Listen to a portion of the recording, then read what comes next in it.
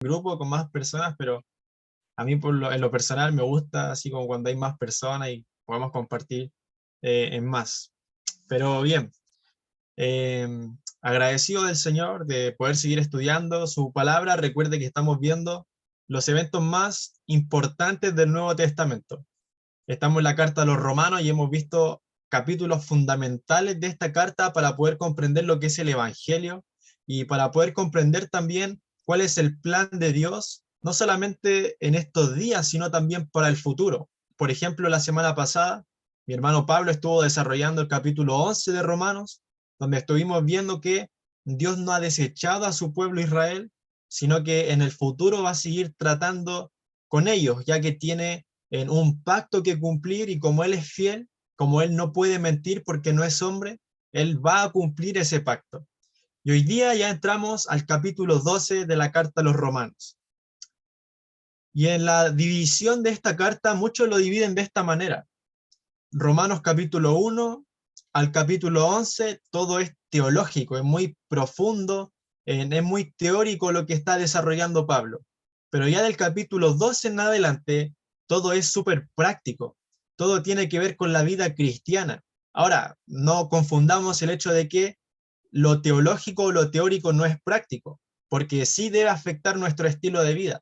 Por ejemplo, cuando vimos el tema de la justificación o la glorificación, eso sí es práctico porque también afecta la forma en que vivo, la forma en que me acerco al Señor, entonces no confundirlo con eso.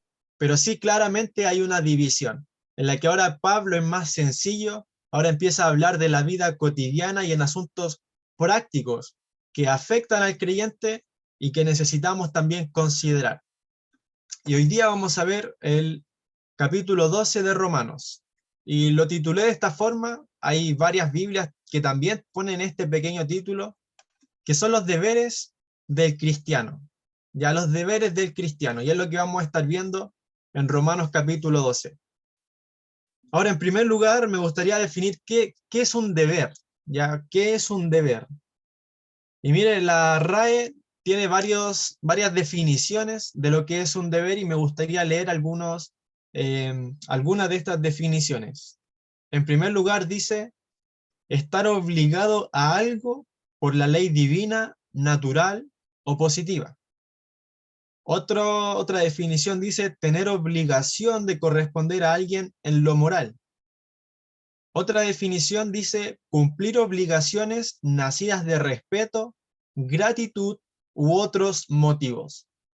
Ya entonces cuando hablamos de un deber, vemos esta obligación de tener que responder a alguien, ya sea por gratitud, por respeto o por amor. Ya y ciertamente el creyente, los que somos hijos de Dios, tenemos deberes. Tenemos una obligación que cumplir delante de nuestro Padre Celestial en respuesta a una gratitud que hay también hacia Él, en respuesta a un amor que hay por lo que Él ha hecho por nosotros. Y son deberes que tenemos que cumplir en nuestro diario vivir. Y bien, mire, una curiosidad del capítulo 12, para poder ver también lo práctico que es este capítulo. En este capítulo encontramos más de 50 verbos, ya más de 50 verbos o acciones que demanda Pablo para los creyentes. Y este pequeño dato nos muestra lo activo que debe ser el creyente en su devoción a Dios, lo activo que debe ser el creyente también en su relación con otros creyentes, y lo activo que debe ser el creyente también en la sociedad o en relación con los no creyentes. Y es que no podemos ser creyentes pasivos en estas áreas. No podemos ser creyentes pasivos en cuanto a nuestra devoción a Dios, en cuanto a nuestra relación con otros creyentes y también en cuanto a nuestra relación con los no creyentes. Entonces hoy día vamos a estar viendo cuáles son los deberes que debemos cumplir en nuestra vida cristiana. Y en primer lugar me gustaría que leyéramos el capítulo. Ya si ya tiene ahí su Biblia, vamos a leer ahí Romanos capítulo 12, versículo 1 al 21. Bien, así que Dice así la palabra de Dios. Voy a leer de la Reina Valera contemporánea. Dice así. Así que, hermanos, yo les ruego, perdón, así que, hermanos, yo les ruego por la misericordia de Dios que se presenten ustedes mismos como un sacrificio vivo, santo y agradable a Dios. Así es como se debe adorar a Dios. Y no adopten las costumbres de este mundo, sino transfórmense por medio de la renovación de su mente, para que comprueben cuál es la voluntad de Dios, lo que es bueno, agradable y perfecto. Por la gracia que me es dada, digo a cada uno de ustedes que no tenga más alto concepto de sí que el que debe tener, sino que piense de sí con sensatez, según la medida de fe que Dios repartió a cada uno. Porque así como en un cuerpo hay muchos miembros y no todos los miembros tienen la misma función, así también nosotros, aunque somos muchos, formamos un solo cuerpo en Cristo, y cada miembro está unido a los demás, ya que tenemos diferentes dones, según la gracia que nos ha sido dada. Si tenemos el don de profecía, usémoslo conforme a la medida de la fe. Si tenemos el don de servicio, sirvamos. Si tenemos el don de la enseñanza, enseñemos. Si tenemos el don de exhortación, exhortemos.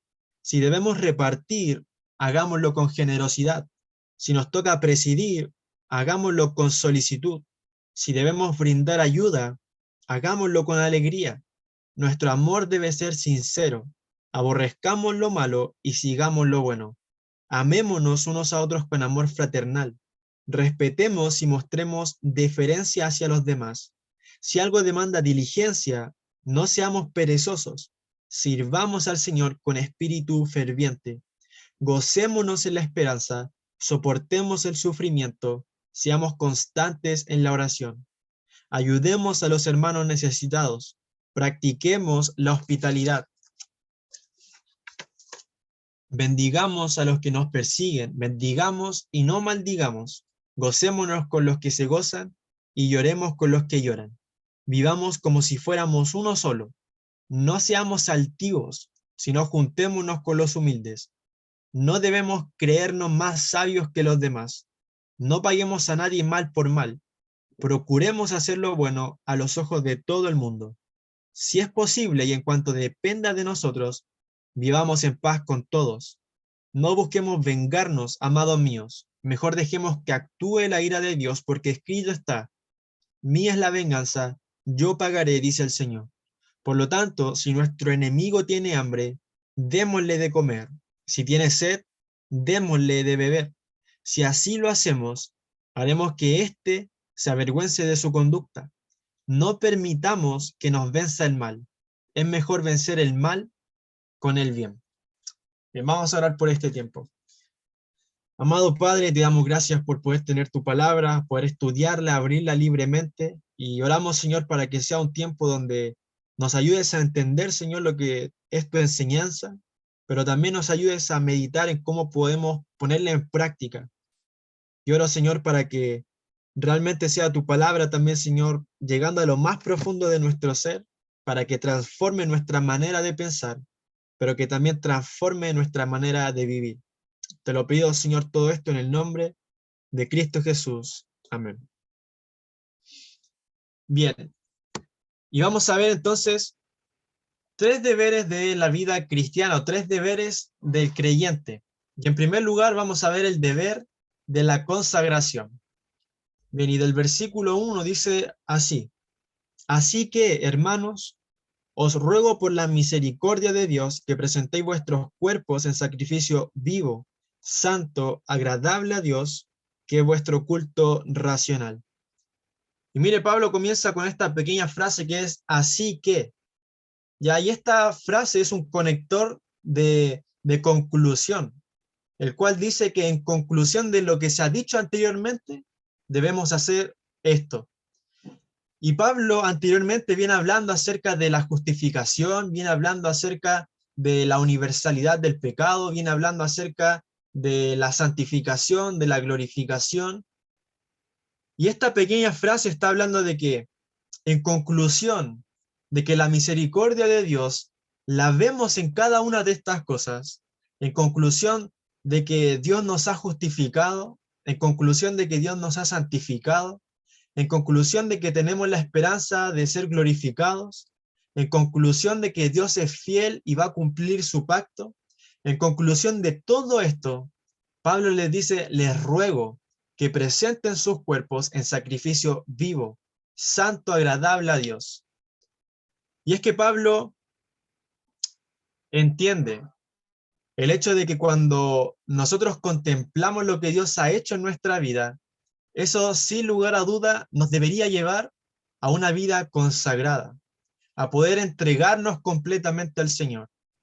Y es que cuando Pablo utiliza este de les ruego, es porque se está refiriendo a un área importante de la vida cristiana.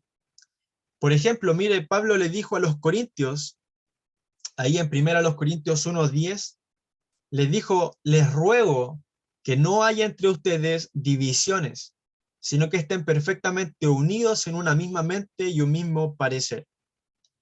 A los creyentes de Éfeso también les escribió ahí en el capítulo 4, versículo 1, y les dijo, les ruego que no anden como es digno, que anden, perdón, como es digno de la vocación con que fueron llamados. Y en esta oportunidad Pablo les dice, les ruego que presenten sus cuerpos en sacrificio vivo, santo, agradable a Dios. Y fíjese que Pablo utiliza la frase yo les ruego, si no les dice yo les ordeno. Y es que él sabe que es una decisión personal que cada creyente debe tomar delante de Dios. Si él no puede imponer o ejercer su voluntad hacia los otros creyentes. Pablo sabe que es una responsabilidad de cada hijo de Dios. Ahora, tenemos que entender que lo natural en cada hijo de Dios debería ser que cuando entendemos lo que Dios ha hecho en nuestra vida, a través de la salvación, por medio del Evangelio, naturalmente nosotros deberíamos entregarnos completamente al Señor, vivir vidas consagradas. Porque de eso se trata la consagración, de poder entregar completamente nuestra vida al Señor. Y es lo que Pablo dice, les ruego que presenten sus cuerpos en sacrificio vivo, santo, agradable a Dios, que es vuestro culto racional. Ahora, esto se puede contrastar con lo que eran los sacrificios de los animales muertos.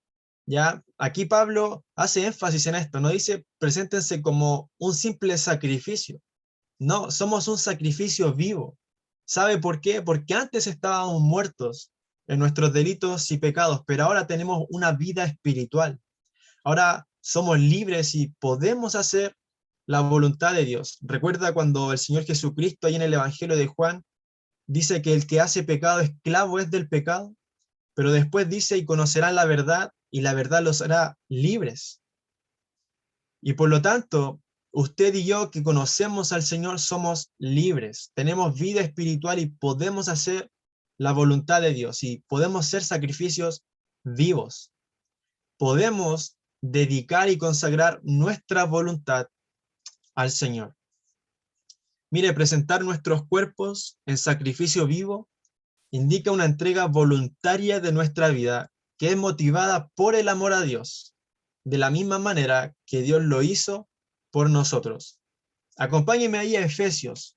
Vamos a ver un poco acerca de esto. Efesios capítulo 5, versículo 2. Aquí vamos a ver el ejemplo de Cristo y dice lo siguiente.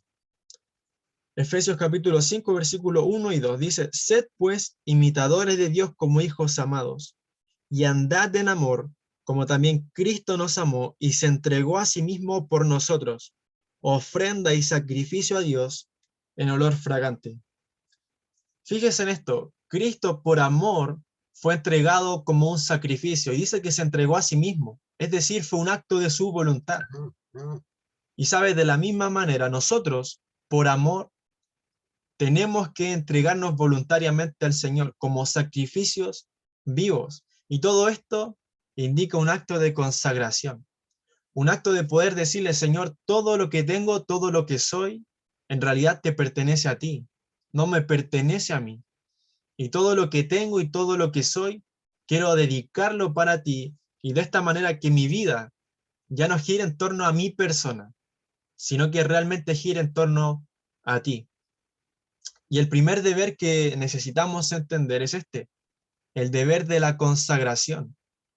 Entender que si el Señor lo ha dado todo por nosotros, la respuesta natural debería ser también nosotros darlo todo por Él, porque eso es lo menos que podemos hacer. Ahora hágase la siguiente pregunta. ¿Usted ha consagrado completamente su vida al Señor? ¿Usted le ha dicho al Señor, en un acto de voluntad, mi vida te pertenece, sé tú quien toma el control de mi vida, quiero que seas tú el que gobierne completamente mi ser? ¿O hay otras cosas que están tomando el control de su vida? ¿O hay otras cosas a las cuales quizá nosotros nos estamos entregando? Es importante preguntarnos esto, ¿estamos viviendo vidas consagradas, dedicadas completamente al Señor o no? Y si no, bueno, es necesario volver a la cruz, volver al Evangelio y volver a recordar cómo el Señor se entregó por nosotros. Y querido hermano, la respuesta natural siempre va a ser entregar nuestra vida a Él.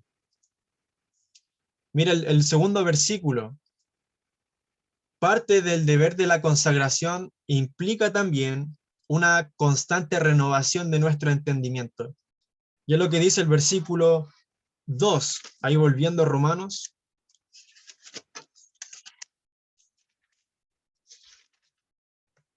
Pablo dice, no os conforméis a este siglo, sino transformaos por medio de la renovación de vuestro entendimiento, para que comprobéis cuál sea la buena voluntad de Dios, agradable y perfecta. Y en primer lugar, Pablo dice, no os conforméis a este siglo. Y la idea de no conformarnos es no tomar la forma de este mundo, es no amoldarnos a la manera de pensar de este mundo o al estilo de vida que lleva este mundo, sino que al contrario, dice Pablo, dice, sino transformaos por medio de la renovación de vuestro entendimiento. Y aquí tenemos un contraste. Por un lado, está el hecho de amoldarse al mundo, tomar la forma de este sistema. Pero por otro lado, está el hecho de renovar nuestro entendimiento y ser transformados. Ahora, ¿cómo se hace esto? A través de la palabra de Dios. Allí en Hebreos capítulo 4, versículo 12 eh, dice que la escritura, dice que la palabra de Dios es viva y eficaz, que es más cortante que toda espada de doble filo y que penetra hasta lo más profundo de nuestro ser. En Salmos 19 dice que la ley de Jehová convierte el alma. Entonces uno ve que la palabra tiene la capacidad y el poder de transformar nuestro entendimiento, de cambiar nuestro ser por completo. Y aquí tenemos dos áreas que analizar. En primer lugar, estamos tomando la forma de este mundo, nos estamos amoldando a la forma de pensamiento que hay en este sistema o al estilo de vida incluso que vemos hoy en día, o estamos renovando nuestra mente a través de la palabra, a través del Espíritu Santo, ¿lo estamos haciendo o no? ¿Sabe? Una importante pregunta para saber si nuestra vida está siendo consagrada es saber si estamos constantemente dependiendo justamente de la palabra para renovar la forma en que pensamos. El hecho de tener una cosmovisión bíblica, pensar conforme a las escrituras. Si no lo estamos haciendo es porque estamos tomando otra dirección, otro rumbo, y necesitamos cambiar entonces esto en nuestra vida. Pablo dice, no os conforméis a este siglo, sino transformaos por medio de la renovación de nuestro entendimiento. Y esto tiene un propósito. Dice, ¿para qué? Para que comprobéis cuál sea la buena voluntad de Dios, agradable y perfecta.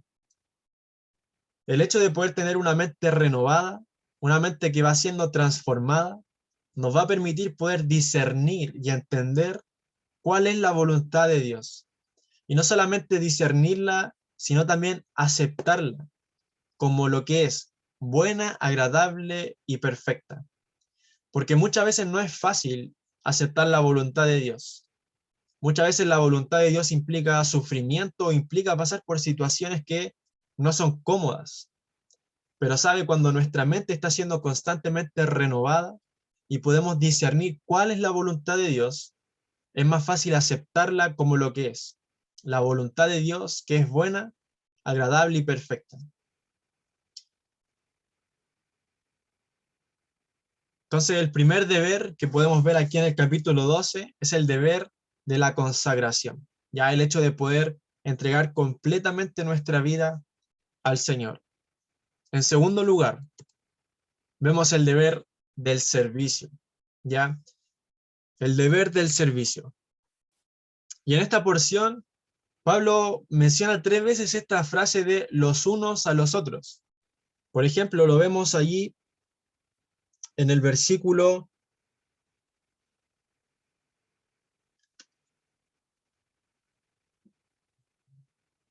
Oh, se me perdió.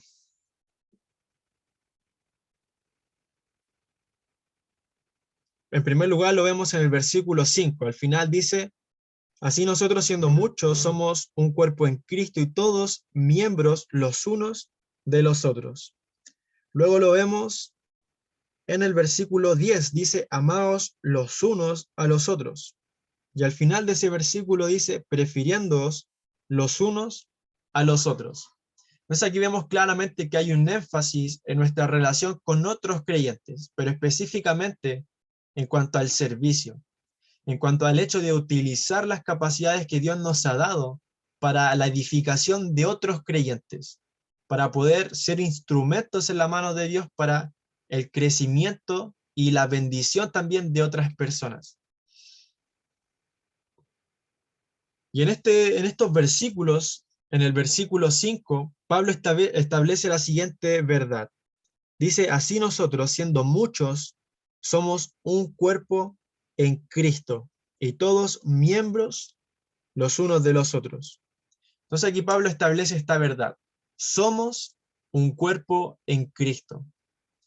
Y esto en paralelo lo vemos también en 1 Corintios 12. Y ahí le vamos a echar un ojo también para poder entender de mejor manera este concepto. Si me acompaña ya 1 Corintios 12, versículo 13, dice lo siguiente: porque por un solo espíritu fuimos todos bautizados en un cuerpo, sean judíos o griegos, sean esclavos o libres, y a todos se nos dio a beber de un mismo espíritu. Y es que toda persona que ha puesto su fe en Jesucristo ha sido puesta en el cuerpo de Cristo, sí, que es la iglesia. La persona que ha puesto su fe en Cristo, como dice el versículo, ya sea judío o griego, sea esclavo o libre, sea hombre y mujer, sea, quien ha puesto su fe en Cristo, ha sido puesto en el cuerpo de Cristo. Y es que hay un cuerpo universal son todos los creyentes que han creído en el Evangelio. Pero también hay un cuerpo local. ¿Sí? Hay iglesias locales que se conforman de diferentes miembros, donde cada uno tiene también una función y una responsabilidad. Y como Pablo dice que somos un cuerpo en Cristo, es súper importante considerar esto.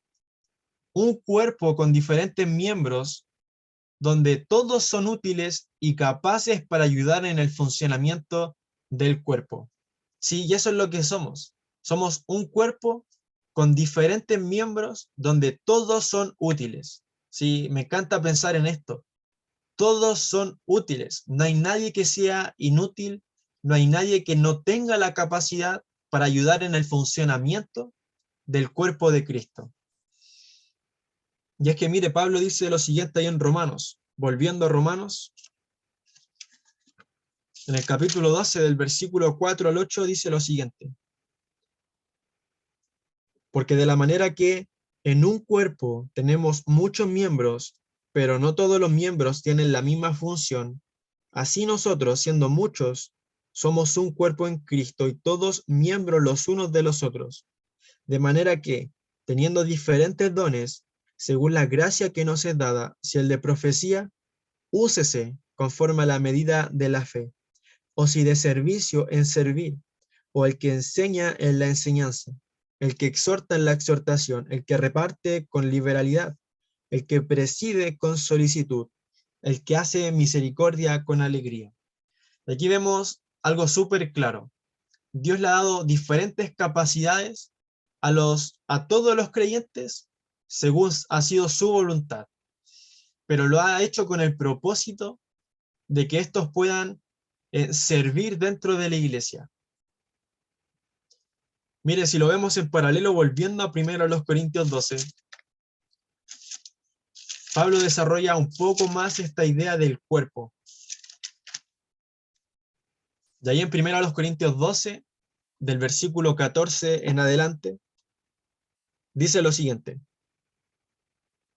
Además, el cuerpo no es un solo miembro, sino muchos. Si dijera el pie, porque no soy mano, no soy del cuerpo, ¿por eso no será del cuerpo?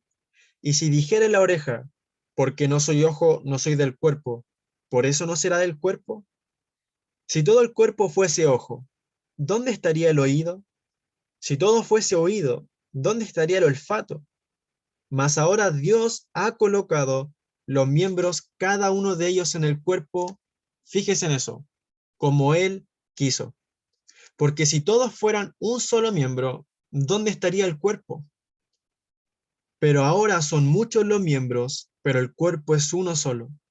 Ni el ojo puede decir a la mano, no te necesito, ni tampoco la cabeza a los pies, no tengo necesidad de vosotros. Entonces vemos esta verdad de que somos un cuerpo con diferentes miembros, diferentes capacidades que cumplen diferentes funciones.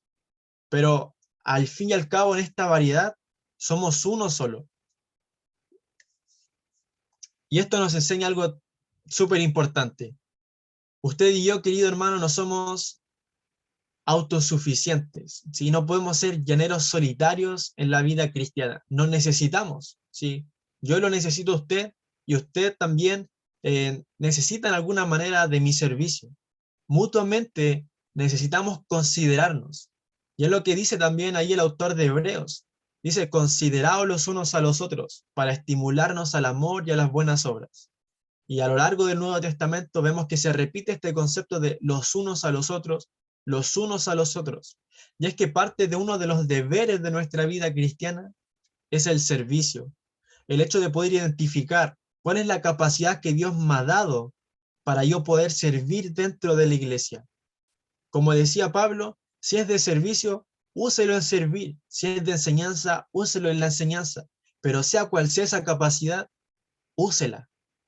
Úsela, porque un día también vamos a estar delante del Señor y vamos a tener que dar cuenta, no solamente de lo que hicimos, sino también de lo que no hicimos. Y querido hermano, usted tiene una capacidad dada por Dios. Yo no sé cuál es. De algunos sí. Sí, es evidente, es notable. Pero es importante que usted lo sepa y que la ponga también allí a servicio de otras personas. Y usted va a ser de bendición. No se imagina cuánto para otros creyentes. Pero mire, en este deber del servicio, en el funcionamiento del cuerpo y en el ejercicio de los dones espirituales, es necesario considerar tres virtudes que menciona Pablo en estos versículos. Y es que no podemos servir a la loca, ¿no? Tenemos que hacerlo también considerando algunas virtudes. La primera de ellas es la humildad. Mire lo que dice Pablo, volviendo al capítulo 12 de Romanos, en el versículo 3. Pablo dice, digo pues, por la gracia que me es dada a cada cual que está entre vosotros, que no tenga más alto concepto de sí que el que debe tener, sino que piense de sí con cordura, conforme a la medida de fe que Dios repartió a cada uno. Entonces, una de las primeras virtudes que deben estar presentes en el servicio es la humildad. Yo no puedo servir con un alto ego, no puedo servir con jactancia o con soberbia. Necesito hacerlo con humildad, teniendo un concepto correcto de quién soy yo. Ojo, no es un concepto más bajo de quién soy yo, no, es el concepto correcto de quiénes somos. Si es poder entender cuál es nuestra identidad en Cristo y no elevarnos ni tampoco disminuirnos de ese concepto. No, Pablo dice, no tengan más alto concepto de sí que el que debe tener, sino que piense de sí con cordura. Miren, la segunda virtud es el amor. Ahí en el versículo 9 y 10, Pablo dice, el amor sea sin fingimiento. Aborreced lo malo, seguid lo bueno. Y luego dice, amaos los unos a los otros con amor fraternal. Al momento de servir, no puedo hacerlo sin amor. Necesito hacerlo con un genuino interés de que mi otro hermano realmente pueda crecer, de que realmente pueda ser edificado. Y mire, rápidamente vamos allá primero a los Corintios 13, donde Pablo habla precisamente acerca de esto, de que si hacemos maravillas, pero las hacemos sin amor, esto no sirve de nada. En el capítulo 13 dice, si yo hablase lenguas humanas y angélicas y no tengo amor, vengo a ser como metal que resuena o címbalo que retiñe. Y si tuviese profecía y entendiese todos los misterios y toda ciencia, y si tuviese toda la fe, de tal manera que trasladase los montes y no tengo amor, nada soy. Y si repartiese todos mis bienes para dar de comer a los pobres, y si entregase mi cuerpo para ser quemado, y no tengo amor, de nada me sirve. Y luego Pablo empieza a describir cuál es el amor verdadero que debe estar presente al momento de servir. Pero querido hermano, tenemos el deber del servicio, y este debe hacerse con humildad, con amor, y en tercer lugar, con diligencia. Volviendo a Romanos, en el versículo 11, Pablo dice, en lo que requiere diligencia, no perezosos, fervientes en espíritu, sirviendo al Señor. Y es que si vamos a servir, lo hacemos primeramente para el Señor. Y si lo vamos a hacer para Él, este debe hacerse con diligencia. No hay lugar para la pereza o para la falta de excelencia. Así que, hermano, tenemos también este deber, el cual le corresponde a todo creyente, que es el del servicio. Entonces es necesario hacernos varias preguntas aquí. En primer lugar, ¿usted ha identificado cuál es su don? ¿Sabe cuál es la capacidad que Dios le ha dado? En segundo lugar, ¿la está utilizando? ¿Está sirviendo a otros creyentes? Y en tercer lugar, si está sirviendo, ¿cómo lo está haciendo? ¿Lo está haciendo con humildad, con amor y con diligencia? Porque esto es parte de nuestro deber como creyentes. Y en tercer lugar, y ya para ir terminando con este capítulo, el tercer deber del creyente es el deber de seguir el bien.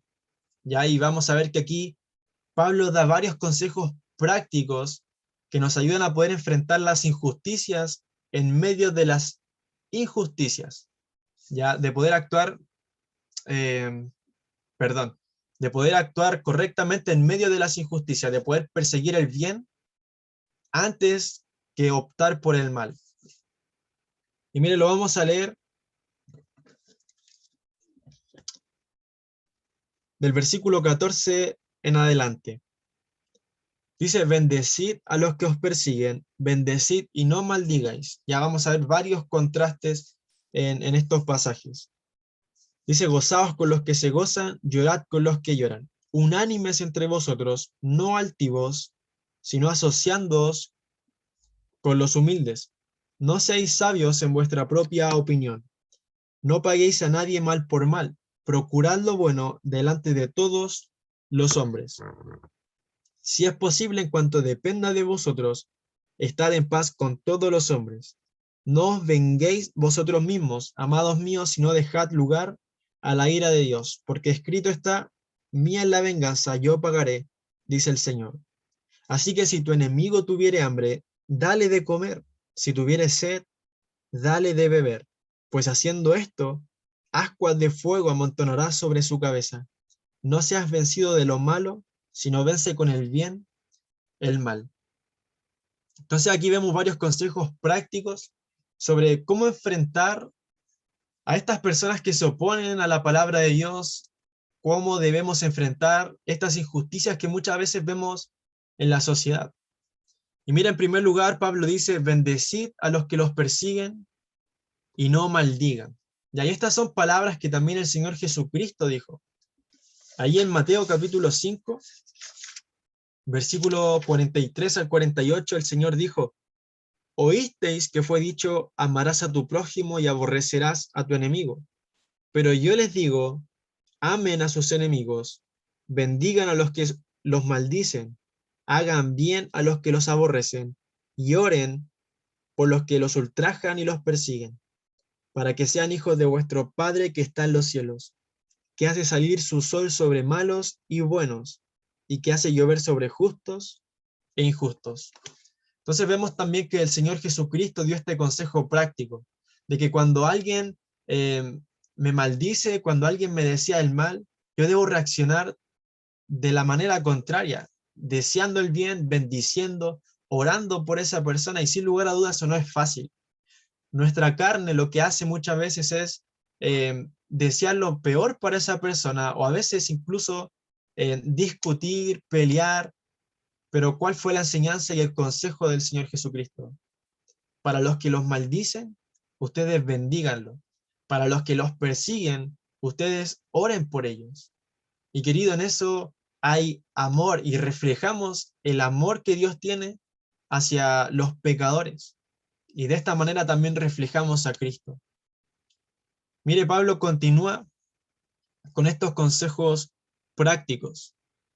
Y él dice en el versículo 17, no paguéis a nadie mal por mal, procurad lo bueno delante de todos los hombres. Y cuando él dice procurad lo bueno delante de todos los hombres, habla acerca del testimonio.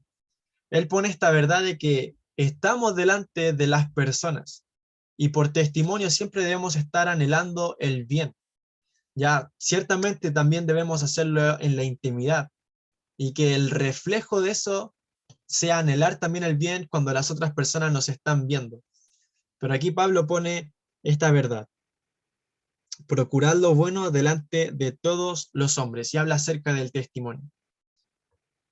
Luego en el siguiente versículo, en el versículo 18 dice, si es posible, en cuanto dependa de vosotros, estad en paz con todos los hombres. Ya, y es que este es parte de nuestro deber también como creyente. El hecho de estar bien no solamente con Dios, sino también estar en paz con las personas que nos rodean. Si hay algo en lo que tengo que pedir perdón, necesito pedir perdón. Si hay algo en lo que tengo que perdonar, necesito perdonar. Y esto es también procurar estar bien o estar en paz en cuanto dependa de nosotros, porque muchas veces no depende de nosotros. Pero en cuanto pueda, en cuanto esté a su alcance, querido hermano, procure estar en paz con quienes le rodean, familiares, amigos, compañeros de trabajo, vecinos, etc. Si es necesario pedir perdón, hágalo. Si es necesario perdonar, hágalo. Porque en medio de todo esto usted va a estar dando un tremendo testimonio y va a estar reflejando también a Cristo. Mire, ya para terminar, el apóstol Pablo termina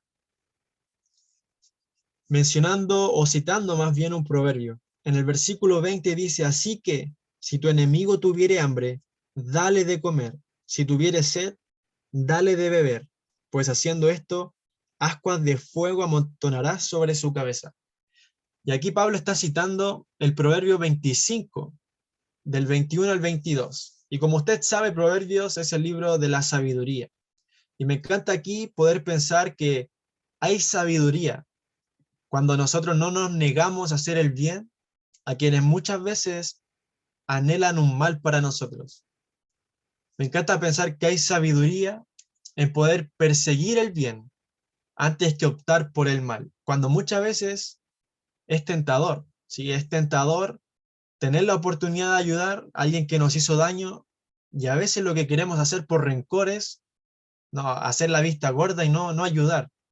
Pero sabe, hay sabiduría en poder ayudar a alguien que lo necesita, aun cuando esa persona quiso lo malo para uno. Y Pablo termina con esta tremenda frase que es, no seas vencido de lo malo, sino vence con el bien el mal. Entonces el tercer deber del creyente es el deber de seguir el bien. El hecho de procurar lo mejor antes que optar por lo malo, aun cuando sea lo más tentador. Querido hermano, ¿cómo están estas áreas de su vida? En primer lugar, vimos el deber de la consagración.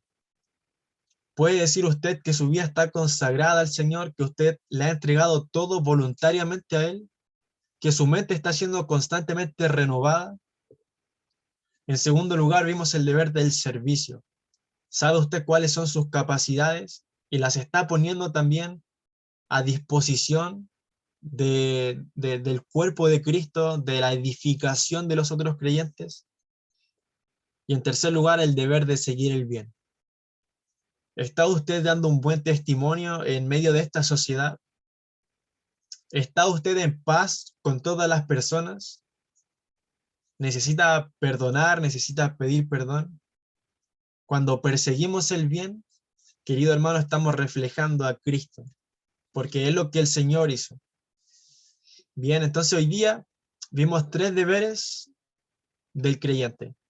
Y como vimos al principio, un deber es una obligación a la cual necesitamos responder, ya sea por gratitud, respeto o amor también para la persona a quien tenemos que responder, que en este caso es nuestro Dios. Bien, así que le invito a orar para cerrar este tiempo. Querido Señor, te damos gracias por tu palabra, gracias por lo que nos enseñas a través de ella. Gracias, Señor, porque tu enseñanza es práctica, tu enseñanza, Señor, a pesar de que fue entregada hace 2000 años, sigue estando vigente en nuestros días porque tu palabra y tu enseñanza, Señor, es eterna. Y sin lugar a duda nos deja un tremendo desafío, Señor, de poder analizar nuestra vida, poder pensar si realmente nuestras vidas están consagradas a ti, si estamos sirviendo, Señor, dentro del cuerpo, y también si estamos persiguiendo el bien por sobre el mal, que muchas veces, Señor, realmente es tentador. Pero oramos, Señor, para que en medio de todo esto tú nos des de tu gracia, nos podamos fortalecer en ella y podamos, Señor, reflejar a Cristo en medio de todo esto. Te lo pedimos, Señor, y pedimos también por esta noche, la dejamos en tus manos en el nombre de Cristo Jesús. Amén. Bien, querido hermano, bendiciones. Gracias, Javi. Gracias por el tiempo con la palabra de Dios y bueno, gracias porque la palabra de Dios también es bastante clara y habla también a nuestros corazones, ahí como los deberes cristianos. Así que muchas gracias, Javi. Bien, así que de esa forma vamos a terminar. Ahí, si gusta, abra su micrófono, despídase, desee lo mejor a su hermano o hermana. Y ya estamos ya terminando. Chao, que estén bien, Chao, hermano. buenas noches. Gracias. Chao a Estén bien. todos, que estén bien. Cuídense, nos vemos. Dale. Muchas bendiciones. Chao. Saludos a todos. Chao, bendiciones. Semana María. Chao. Dios. Chao, hermano Pablo y hermano Paula. Chao, chao, que estén bien. Chao, Pablo y Paula. Chao, Pablo y Caro. Chao, hermana José, hermana María, hermana José. Vamos a tener que ver cómo nos diferenciamos los Pablos. Cierto. En Pablo realidad. de Pablo de Carola. Claro, Paula de Paula. Los apellidos. Chao, chao, buenas noches. Buenas noches. Chao, Chao, buenas noches. Chao, que estén muy bien. Bendiciones. Chao. Chao, chao. Chao.